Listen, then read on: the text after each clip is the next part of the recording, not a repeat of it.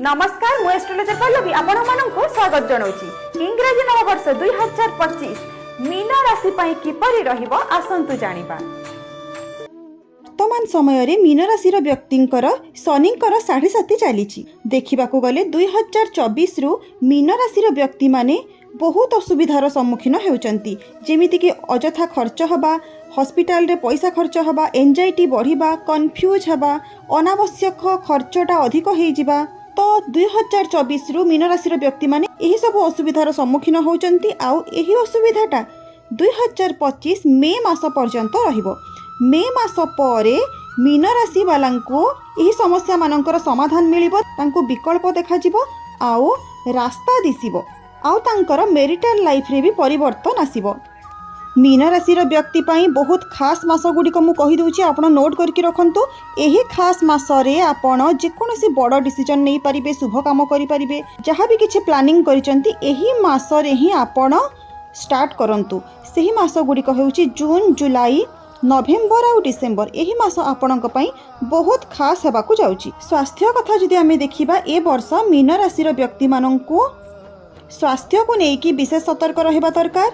ए वर्ष आपणकु बीपी समस्या देखा दे पारे, सुगर समस्या देखा दे पारे, थ्रोट इन्फेक्शन, फुसफुस रे किछि इन्फेक्शन, आखि प्रॉब्लम, पेट प्रॉब्लम, यही सब प्रॉब्लम देखा दे पारे। विशेष करी पेट प्रॉब्लम आपणकु निश्चित भाव रे हबो, सेथि पई निजर खाना पीना ऊपर विशेष ध्यान दियंतु। आउ दुईटा मास मु कहूची, जून मास और जुलाई मास रे करज देबा नेबा संपूर्ण मना। जदि आपण नौचंती ताहले आपण करजरे फसी जिवे, संपर्क खराब हबो। सेथिपाई जून और जुलाई मासरे करज देबा मना और नेबा भी मना। किंतु आपण जून जुलाई मासरू देखिबे जो माने कॉम्पिटिटिव एग्जाम माने दउचंती तांकू सक्सेस मिलिबो। शत्रु जो अधिक बढ़ी जाइचंती, गुप्त शत्रु अछंती, गुप्त शत्रु ठारू आपण मुक्ति पाइबे। आउ ए वर्षटी जदि आमे कहिबा मीन राशि व्यक्ति मानक पई अधिक मेहनत रे सफलता देखौछि। 15 मे परे गुरुंकर जो गोचर हबो मिथुन राशि को जो प्रवेश करिवे, सेतेबेले आपणक करियर रिलेटेड आपनको बहुत बढ़िया रिजल्ट मिलिबो। सुख रे वृद्धि हबो, भूमि घर वाहन एही सब किनिबार जोग सृष्टि होउछि। जदि देखिबा आर्थिक दृष्टिकोणरू 2025 मीन राशि व्यक्ति पाई ठीक ठाक देखा जाउछि। आउ आपणकर जदि पैसा फसिकी अछि सेटा भी आपणको मिलि जिवो। आउ जदि आपण जमी भूमि गृह किंबा गाड़ी किनिया पई चाहुचंती, केउ मासरे किनिले आपणको पई शुभ हबो बोली भाबुचंती, ताहाले एप्रिल रु जून मास मध्यरे आपणकर निश्चित भाबरे एही जिंसटी हेइ जिवो। जदि आपणकर सब प्रकार सुविधा थिबा सत्वे भी जदि आपण किनि पारु नाहंती, ताहाले आपण 2025 रे एप्रिल रु जून मास मध्यरे निश्चित किनिबे।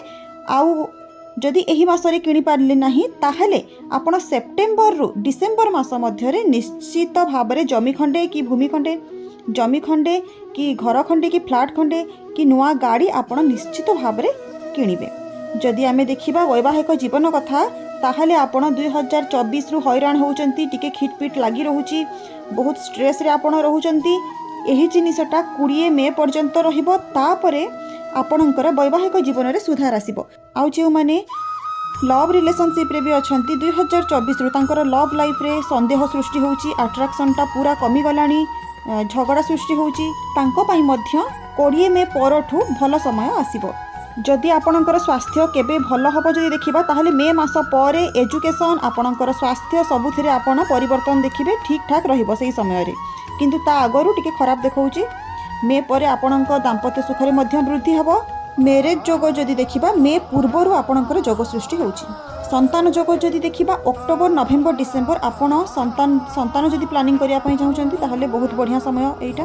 जॉब कथा जदि देखिबा, 15 मे परे आपणकर जॉब रे भल रिजल्ट आपण पाइबे। आउ जो माने जॉब रे ट्रांसफर चाहुचंती, गोटे स्थान रु आ गोटे स्थान को जिया पई चाहुचंती, जॉब रे प्रमोशन चाहुचंती, भल हाइक पाइबा पई चाहुचंती, ताहले 24 मे 2025 परे आउ अक्टोबर आगरु आपणकर निश्चित भाबरे जॉब रे प्रमोशन, जॉब रे ट्रांसफर कि बिजनेस रे सक्सेस, बिजनेस रे किछि भल आपण जदि चाहुचंती किछि उन्नति करिया पई, एही समय मध्य रे आपणकर निश्चित भाबरे हेइ जिवो। आपण नोट करके रखंतु। आउ गोटे जिनिस कहिबी, आपण निज हेल्थ को 2025 रे 3टी मास कहूची, एही मासरे टिके विशेष जगिबे आपण, जेमति कि जनवरी मास, नवेम्बर मास और डिसेम्बर मास। एही 3 मासरे आपण निजर हेल्थ को बहुत जगंतु, आ खाना पीना ठीक करंतु, आ जोग प्राणायाम करंतु। ମୁଁ କେତୋଟି ଡେଟ୍ ଗୁଡ଼ିକ କହିଦେଉଛି, ଆପଣ ସେଇ ଡେଟ୍ ଗୁଡ଼ିକ ନୋଟ୍ କରିକି ରଖନ୍ତୁ ଆଉ ସେଇ ଅନୁସାରେ ଚଳନ୍ତୁ। ଦେଖନ୍ତୁ 15 ଫେବୃଆରୀରୁ 22 ଫେବୃଆରୀ ମଧ୍ୟରେ ଆପଣଙ୍କୁ କ୍ୟାରିୟର ରିଲେଟେଡ୍ ଆର୍ଥିକ ରିଲେଟେଡ୍ ଭଲ ରିଜଲ୍ଟ ମିଳିବ। 12 ଜୁନ୍ରୁ 18 ଜୁନ୍ ମଧ୍ୟରେ ପାରିବାରିକ ସୁଖରେ ବୃଦ୍ଧି ହେବ। 8 ଅକ୍ଟୋବରରୁ 15 ଅକ୍ଟୋବର ମଧ୍ୟରେ ଆପଣଙ୍କର ବ୍ୟବସାୟରେ ବୃଦ୍ଧି ହେବ। ଏହି ସମୟରେ ଯଦି ଆପଣ ନୂଆ ବିଜନେସ୍ ଷ୍ଟାର୍ଟ କରିବା ପାଇଁ ଚାହୁଁଛନ୍ତି, ଏହି ସମୟରେ ଯଦି କରୁଛନ୍ତି, ଆପଣଙ୍କ ପାଇଁ ଏହି ଜିନିଷଟା ବହୁତ ଲାଭଦାୟକ ରହିବ। 5 ଏପ୍ରିଲରୁ 10 ଏପ୍ରିଲ ମଧ୍ୟରେ ଆପଣଙ୍କର ସ୍ୱାସ୍ଥ୍ୟକୁ ନେଇକି ସାବଧାନ ରୁହନ୍ତୁ। 10 ଅଗଷ୍ଟରୁ 24 ଅଗଷ୍ଟ ମଧ୍ୟରେ ଆପଣ ପଇସା ପତ୍ରକୁ ନେଇକି ସାବଧାନ ରୁହନ୍ତୁ। ଅନାବଶ୍ୟକ ଖର୍ଚ୍ଚ ହୋଇପାରେ, ନହେଲେ ପଇସା କେଉଁ ଜାଗାରେ ଫସିପାରେ। ଏହି ସମୟରେ ତ କରଜ ଦେବା ସମ୍ପୂର୍ଣ୍ଣ ମନା। ଏ ବର୍ଷରେ ହିଁ ଆପଣ କରଜ କାହାକୁ ଦିଅନ୍ତୁ ନାହିଁ। ଯଦି ଦେଇ ଦେଉଛନ୍ତି ସେଇ ପଇସା 100% ଫସିଯିବ। 20 ନଭେମ୍ବରରୁ 27 ନଭେମ୍ବର ମଧ୍ୟରେ ଆପଣଙ୍କର ମେରିଟାଲ ଲାଇଫ୍ରେ ମତଭେଦ ହେବ। ସେଥିପାଇଁ ଏହି ସମୟରେ ଟିକେ ସତର୍କ ରୁହନ୍ତୁ। 2025କୁ ଆହୁରି ସୁନ୍ଦର କରିବା ପାଇଁ ଆପଣଙ୍କୁ ପ୍ରତିକାର କେତୋଟି କହୁଛି, ଆପଣ ସେହି ପ୍ରତିକାର ନିଶ୍ଚିତ ଭାବରେ କରନ୍ତୁ। ଆପଣ ଏ ବର୍ଷ ସୋରିଷ ତେଲରେ ବିରିର ବରା ପ୍ରସ୍ତୁତ କରନ୍ତୁ ଆଉ ଗରିବମାନଙ୍କୁ ଦାନ କରନ୍ତୁ। ଆଉ ହଳଦୀ ମିଶ୍ରିତ ଚାଉଳକୁ ଆପଣ ମନ୍ଦିରରେ କି ଯିଏ ଦରକାର କରୁଛନ୍ତି ତାକୁ ଦାନ କରନ୍ତୁ। ଆଉ ଗାଈକୁ ସବୁଜ ରଙ୍ଗର ଚାରା ପ୍ରତ୍ୟେକ ଦିନ ଖାଇବା ପାଇଁ ଦିଅନ୍ତୁ। ଦେଖିବେ ଏହିସବୁ ପ୍ରତିକାର କରିବା ଦ୍ୱାରା ଆପଣଙ୍କ ପାଇଁ 2025 ମଙ୍ଗଳମୟ ହେବ। ଧନ୍ୟବାଦ। ଯଦି ଆପଣଙ୍କୁ ଆମ ଭିଡ଼ିଓ ଭଲ ଲାଗୁଛି ତାହେଲେ ଆପଣ ଚ୍ୟାନେଲକୁ ଯାଇକି ସବସ୍କ୍ରାଇବ୍ କରନ୍ତୁ ଆଉ ଭିଡ଼ିଓକୁ ଲାଇକ୍ ଏବଂ ସେୟାର କରନ୍ତୁ। ଆଉ ଯଦି ଆପଣ ପର୍ସନାଲି ଆମ ସହିତ କଣ୍ଟାକ୍ଟ କରିବା ପାଇଁ ଚାହୁଁଛନ୍ତି, ଆପଣଙ୍କ ଜାତକ ଆନାଲିସିସ୍ କରିବା ପାଇଁ ଚାହୁଁଛନ୍ତି, ତାହେଲେ ଆପଣ ଆମକୁ 7751084289 ରେ ଆପଣ ମେସେଜ କରି ମୋ ସହିତ ଜଡ଼ିତ ହୋଇପାରିବେ। ଭିଡ଼ିଓକୁ ଲାଷ୍ଟ ପର୍ଯ୍ୟନ୍ତ ଦେଖିଥିବାରୁ ଆପଣଙ୍କୁ ବହୁତ ବହୁତ ଧନ୍ୟବାଦ।